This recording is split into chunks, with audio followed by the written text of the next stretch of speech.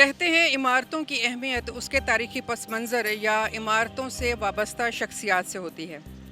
آج ایسی ہی کچھ عمارتیں ہم آپ کو دکھانے جا رہے ہیں جن کا تعلق کسی نہ کسی طرح تحریک پاکستان یا قائد اعظم محمد علی جناح کی شخصیت سے رہا ہے۔ یوں تو یہ عمارتیں گواہ ہیں اس بات کی کہ ہندوستان کے تمام ہی مسلمانوں نے تحریک پاکستان میں بھرپور حصہ لیا اور کسی بھی قربانی سے دریغ نہیں کیا، لیکن سندھ کے مسلمانوں کا کردار بھی فراموش نہیں کیا جا سکتا، اور یہ عمارتیں گواہ ہیں اس بات کی کیونکہ انہوں نے اس پاکستان کے بننے کی جدوجہد کو خود دیکھا ہے۔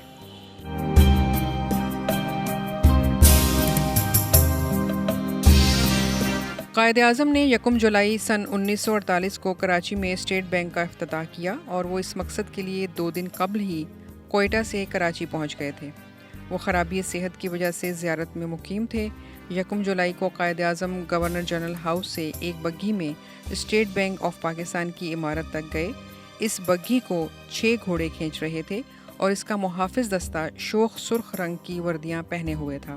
قائد اعظم شاہانہ انداز میں بینک کی عمارت تک پہنچے جہاں اسٹیٹ بینک آف پاکستان کے پہلے گورنر زاہد حسین سمیت کئی اکابر نے ان کا پرجوش استقبال کیا۔ قائد اعظم نے اس موقع پر ایک تاریخی تقریر کی۔ یہ تقریر تحریری صورت میں تھی جسے قائد اعظم نے حاضرین کے سامنے پڑھا۔ معمول کے برعکس ان کا یہ اقدام تقریب کی اہمیت پر دلالت کرتا تھا۔ اپنی اس تاریخی تقریر میں انہوں نے اس نوزائیدہ مملکت کی معیشت کے اسلامی پہلوؤں کو پیش نظر رکھنے اور ایسے معاشرے کے قیام میں مددگار بننے پر زور دیا جو سب کے لیے سود مند ہو۔ اسٹیٹ بینک کا اثاثہ وہ میوزیم ہے جس میں نہ صرف قائد اعظم کی چند نادر تصاویر رکھی ہیں بلکہ یہاں قائد اعظم کا پہلا اکاؤنٹ کھولنے والا بینک فارم اور کچھ نایاب کاغذات جو بینک قائم ہونے سے متعلق ہیں رکھے گئے ہیں۔ اسٹیٹ بینک میوزیم پاکستان کا پہلا میوزیم ہے جو انٹرنیشنل کونسل آف میوزیم کا ممبر بھی ہے۔ اسٹیٹ بینک میوزیم کی یہ عمارت سن 1920 میں برطانوی حکومت نے امپیریل بینک آف انڈیا کے لیے بنوائی تھی۔ میوزیم کا مرکزی ہال سکوں اور بینکنگ کے ارتقائی طریقہ کار کا تصور دیتا ہے۔ یہاں سکوں کے بنانے کے طریقہ کار کے بارے میں معلومات موجود ہیں۔ اس کے علاوہ کرنسی بنانے کا طریقہ، پرانے کرنسی نوٹ اور انعامی بانڈز کی قرآن اندازی میں استعمال ہونے والے ڈرم اور مشہور آرٹسٹ آغا گلجی کا کیلیگرافی شاہکار جس پر پورا قرآن پاک کندہ کیا گیا ہے موجود ہے۔ مرکزی ہال کے بائیں جانب گورنرز گیلری ہے۔ یہاں اسٹیٹ بینک کے سبکدوش گورنروں کی تصاویر آویزہ ہیں۔ ہر تصویر کے نیچے گورنر کی میعاد ملازمت اور دستخط موجود ہیں۔ اس گیلری میں اسٹیٹ بینک کے پہلے گورنر جناب زاہد حسین کا فرنیچر اور مجسمہ بھی رکھا گیا ہے۔ اسی گیلری میں اسٹیٹ بینک کے افتتاح کی تصاویر اور اس سے متعلق دستاویزات بھی موجود ہیں۔ یاد رہے کہ اسٹیٹ بینک کا افتتاح بابا قوم قائد اعظم محمد علی جناح نے اس عمارت میں کیا تھا جس میں آج کل supreme court of Pakistan Karachi registry موجود ہے، اور یہ قائد اعظم کی کسی سرکاری تقریب میں آخری شرکت تھی۔ ہال کے بائیں جانب اسٹیٹ بینک کی تاریخ سے متعلق گیلری ہے۔ اس گیلری میں اسٹیٹ بینک کو سن 1948 سے سن 2010 تک تاریخ کے آئینے میں دکھایا گیا ہے۔ یہاں اسٹیٹ بینک کے چاروں صوبوں کے ساتھ معاہدے اور قائد اعظم کا پہلا اکاؤنٹ کھولنے والا فارم اور کچھ نایاب کاغذات جو بینک سے متعلق ہیں رکھے گئے ہیں۔ یہاں قائد کے خانسامہ کے ہاتھ کی لکھی ہوئی وہ ڈائری بھی موجود ہے جس میں وہ روزانہ کا خرچ لکھا کرتے تھے، کیونکہ قائد نے کچن کے خرچے کے حوالے سے ایک محدود رقم مختص کر رکھی تھی۔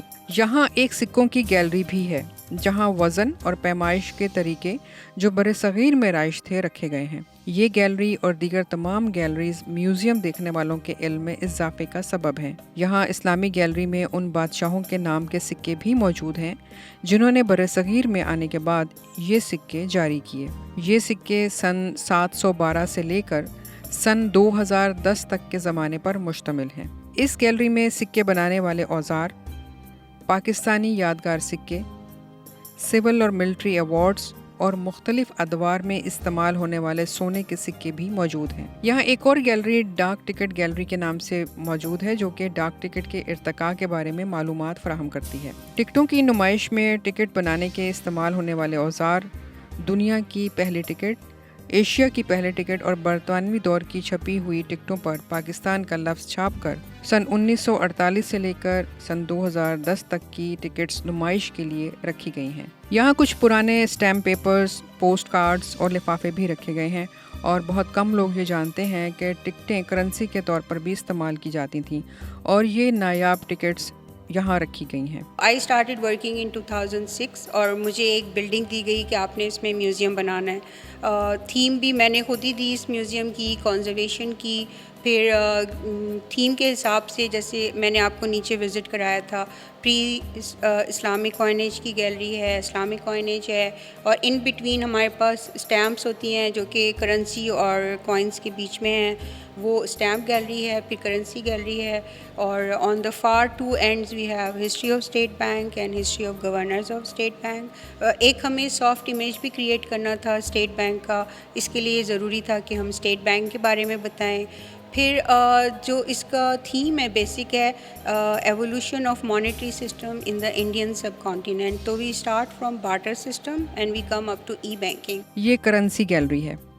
سن 1947 میں جب پاکستان بنا تو چونکہ پاکستان کی کوئی کرنسی اس وقت موجود نہ تھی، لہٰذا حکومت برطانیہ کے جاری کردہ نوٹوں پر حکومت پاکستان چھاپ کر 1 سال تک استعمال کرایا گیا۔ یہاں پاکستانی نوٹوں کو سن 1948 سے سن 2010 تک ترتیب سے سجایا گیا ہے۔ یہاں بینک نوٹ کی مختلف قسمیں بھی بتائی گئی ہیں۔ پیلے پتھروں اور لال جالیوں والی سادہ پروقار وزیر مینشن وہ تاریخی عمارت ہے جہاں پر برصغیر کے مسلمانوں کو غلامی کی زنجیروں سے آزاد کرانے والے عظیم رہنما نے 25 دسمبر سن 1876 میں آنکھ کھولی اور زندگی کے ابتدائی ایام یہاں گزارے۔ بانی پاکستان کی جائے پیدائش کراچی کے قدیم علاقے کھارا در میں واقع ہے۔ عظیم رہنما کے یوم پیدائش کے موقع پر وزیر مینشن کو برقی قمقموں سے سجایا جاتا ہے۔ تقریباً 1.5 صدی پرانی تاریخ کی حامل اس عمارت کو اس میں رکھی بانی پاکستان کی زیر استعمال اشیاء مزید دلکش بنا دیتی ہیں۔ پورے پاکستان میں قائد کے زیر مطالعہ رہنے والی قانون کی کتابیں صرف وزیر مینشن میں ہی موجود ہیں۔ ان کے بیڈ روم میں رکھا بستر، قیمتی کپڑے، جوتے اور دیگر اشیاء کے ساتھ قائد اعظم کی زوجہ رتی جناح کا فرنیچر بھی یہاں نفاست اور احتیاط سے سجایا گیا ہے۔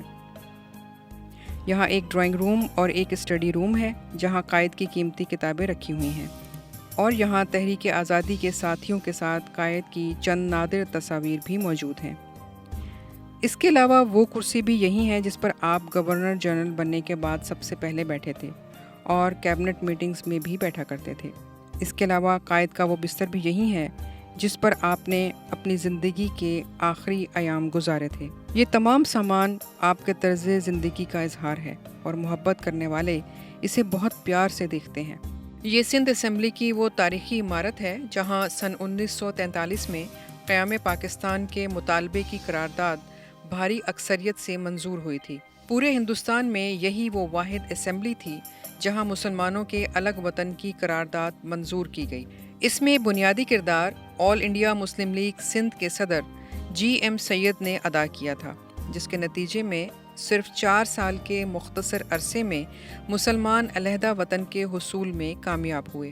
یہ شرف بھی سندھ ہی کو حاصل ہے کہ قیام پاکستان سے قبل بھی یہاں 5 سال تک مسلم لیگ کی حکمرانی رہی۔ اسی طرح جب آزادی کا سورج طلوع ہوا تو 14 اگست سن 1947 کو صبح 9 بجے اسی سندھ اسمبلی کی عمارت میں ملک کی دستور ساز اسمبلی کا خصوصی اجلاس ہوا۔ اس تاریخی اجلاس میں ہندوستان کے آخری وائس رائے لارڈ ماؤنٹ بیٹن نے پاکستان کی آزادی اور اقتدار کی منتقلی کا اعلان کیا۔ صبح ہی سے عمارت کے سامنے پرجوش عوام جمع تھے۔ جب پاکستان کے نامزد گورنر جنرل قائد اعظم محمد علی جناح اور لارڈ ماؤنٹ بیٹن ایک خصوصی کار میں اسمبلی ہال پہنچے تو عوام نے پرجوش نعروں اور تالیوں سے ان کا استقبال کیا۔ اسمبلی کی تمام نشستیں بھری ہوئی تھیں۔ گیلری میں ممتاز شہریوں، سیاستدانوں اور ملکی اور غیر ملکی اخباری نمائندوں کی بھاری تعداد موجود تھی۔ کرسی صدارت پر دستور ساز اسمبلی کے صدر قائد اعظم محمد علی جناح تشریف فرما تھے۔ ان کے برابر میں لارڈ ماؤنٹ بیٹن کی نشست تھی۔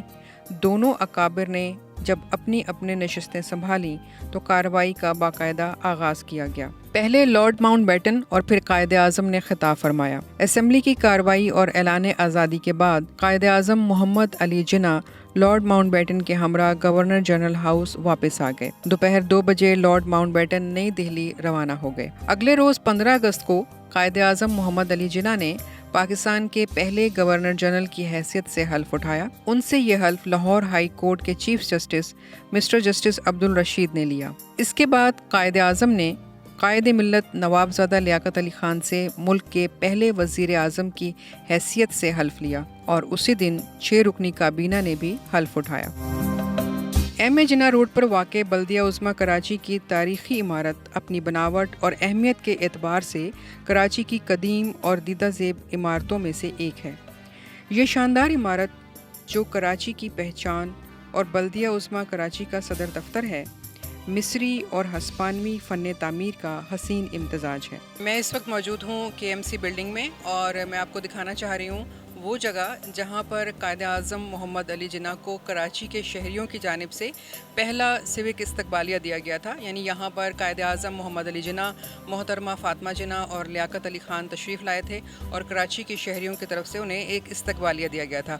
تو یہ میرے پیچھے وہ لان ہے جہاں پر قائد اعظم 25 اگست سن 1947 کو یعنی پاکستان بننے کے تقریباً 9 دن کے بعد یہاں تشریف لائے اور کراچی کے شہریوں نے ان کے اعزاز میں ایک شاندار استقبالیہ دیا۔ انتہائی پرجوش تھے وہ لوگ اس وقت، اور قائد اعظم نے اس موقع پر یہ فرمایا تھا کہ میں بہت خوش ہوں کہ ایک خوبصورت شہر میں کھڑا ہوں اور میں اس کو معاشی طور پر مستقبل میں ایک مضبوط شہر کے طور پر دیکھ رہا ہوں، اور ان کی یہ بات پھر بعد میں سچ بھی ثابت ہوئی۔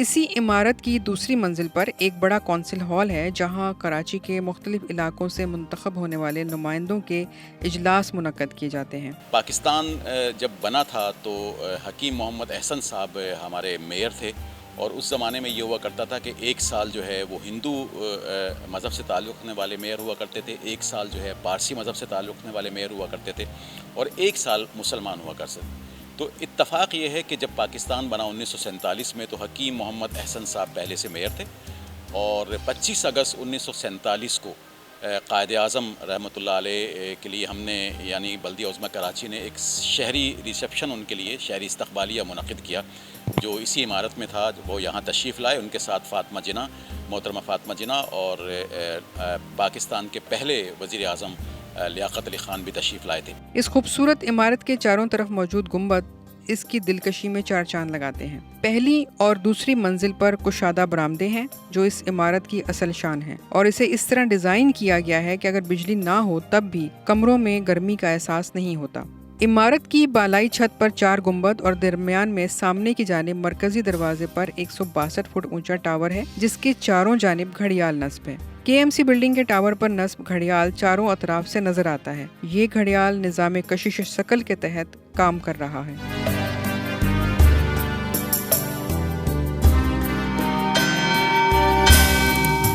اس منفرد عمارت کی بڑی بڑی کھڑکیاں اور روشن دان، مغلئی انداز کے گنبد، بالکونیاں اور نوکیلی محرابیں دیکھنے والوں کو مبہوت کر دیتی ہیں۔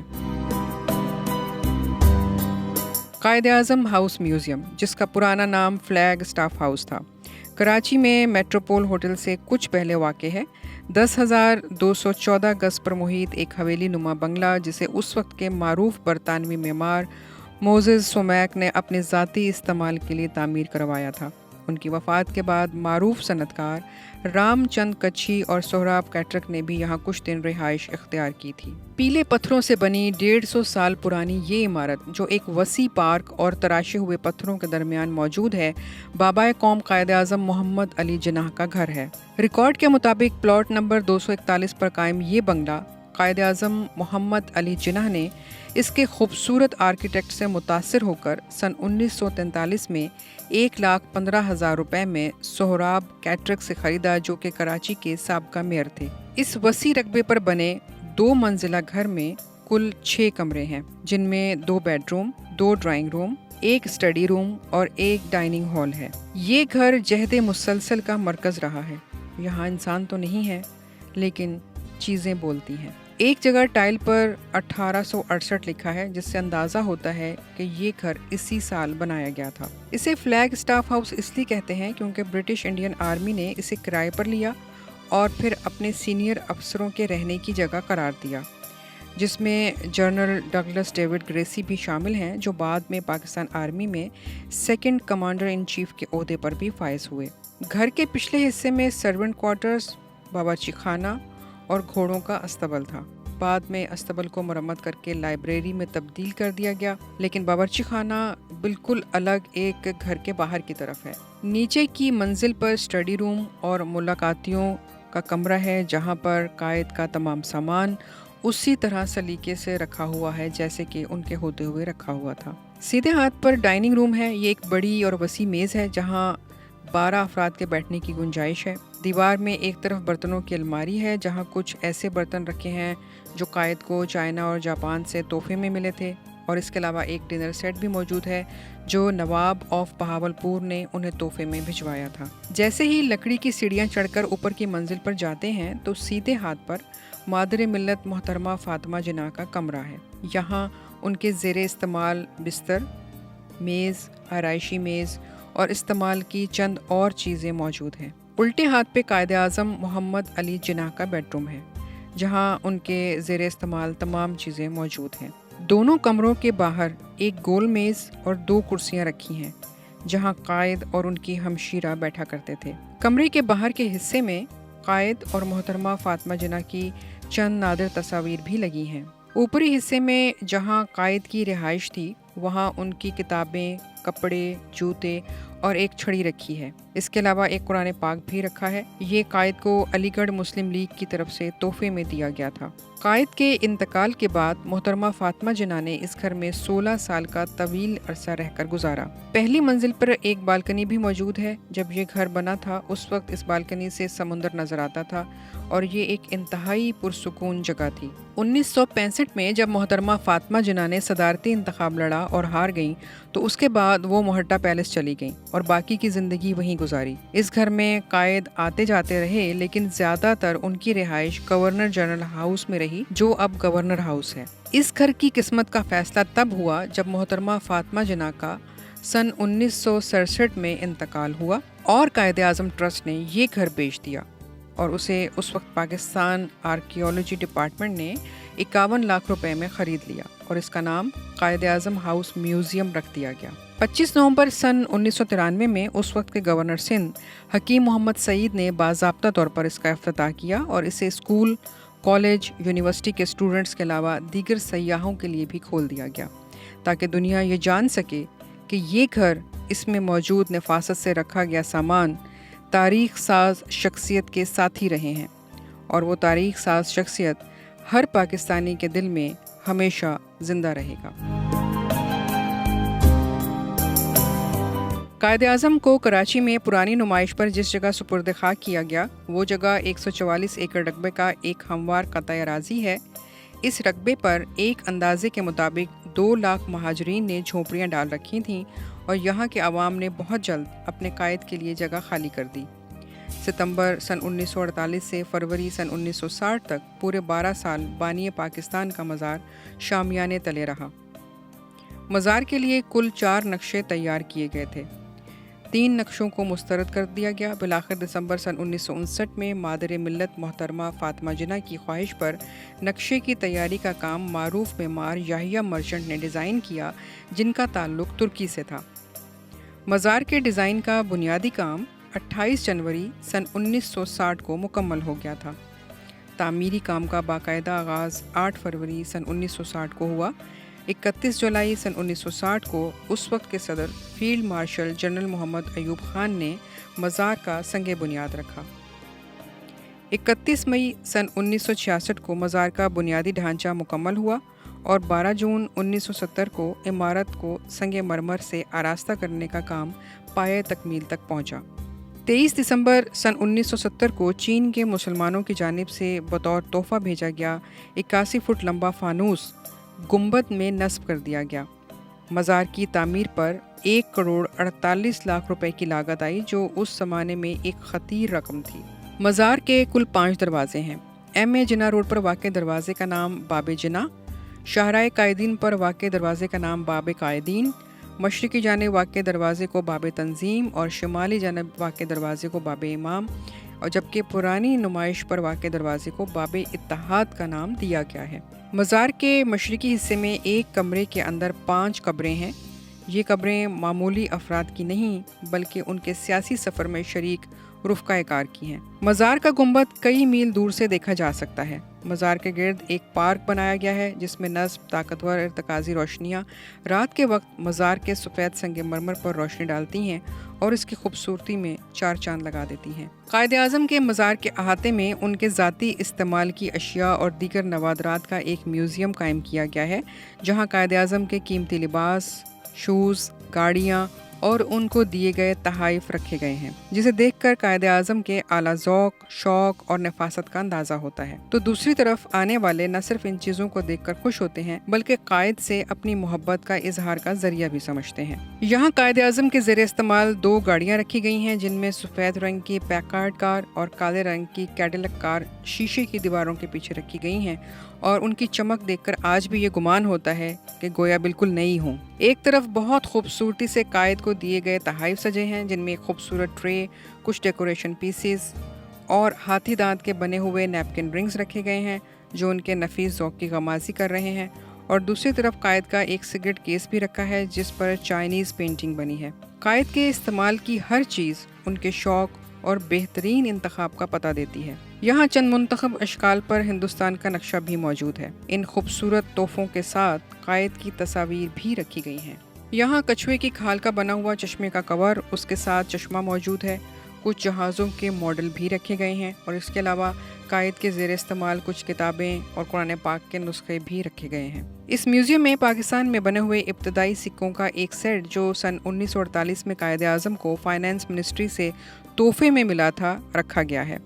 इसी तरह उनको तोहफों में मिली गन्स और तलवारें भी मौजूद हैं। एक तरफ कायद के ज़ेरे इस्तेमाल गोल्फ स्टिक्स और बॉल्स मौजूद हैं।